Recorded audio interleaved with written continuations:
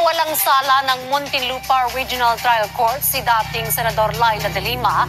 Sa mga sumusuporta po sa akin, huwag po kayong mawawala. Dahil pagkatapos ng 7 taon, mas handa po ako na ituloy ang laban. Naaprubahan ang kanyang hiling na demurrer to evidence o pagbasura sa mga ebidensya sa kanyang kaso. Kaya naakwit na ang dating senadora. Kasama naman niyang naabswelto ang 4 na iba pang akusado na sina Franklin Bucayo, Ronnie Dayan, Junel Sanchez at Jad Tera. Napakalaki po ng ginhawa at saya ang nararamdaman ko ngayon. Mas mapapanatag at makakatulog na po ako ng mas maluwag. You know, with the grant of our demurrer to evidence... Teka madam, huwag po muna kayo magpakasaya. 3 kaso na i-file sa inyo, pero dahan-dahan na ibasura.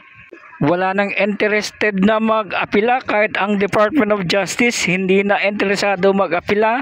Dapat magpakabait na po kayo. Yung galit nyo sa mga Duterte, santabi mo na.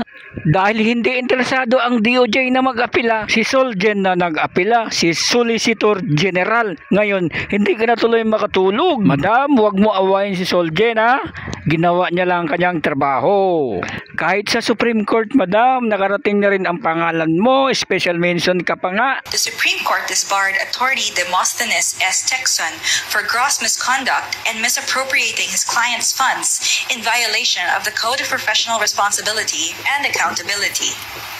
Attorney Tecson had received from his client 134 million pesos in just compensation for an expropriation case, but only remitted 53 million pesos, keeping the rest as his attorney's fees and for the alleged senatorial campaign of former Justice Secretary Laila de Lima.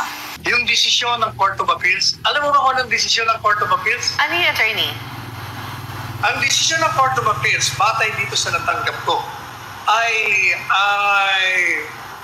pinawalang bisa ang pag-aabsuelto kay de Lima sa kaso niya. Sapagkat sa ngayon sa hukuman, hindi nasunod yung rules on evidence. Yung sa testimony, yung recanted testimony na sinasabi ko, hindi inaprobahan nila na kaya itong mga nagsinungaling dahil mga tinakot. Hindi nasunod, madali sabi. Kaya sabi ng Court of Appeals, null and void ang acquittal. Ibalik sa hukuman at ituloy ang pagbibista. Patunayan nila. O yun. Ito yung desisyon ng Court of Appeals sa kaso ni de Lima, Republic of the Philippines, Manila, Court of Appeals, 8th Division. Magaling na abogado yan, si Atty. Panelo, dating legal counsel ni PRRD sa Malacanang. Malaya ka pa rin makalabas kasi kaibigan mo ang presidente. Meron nga, congressman convicted na pero pagalagala pa rin sa kongreso. Kasama pa rin siya sa budget.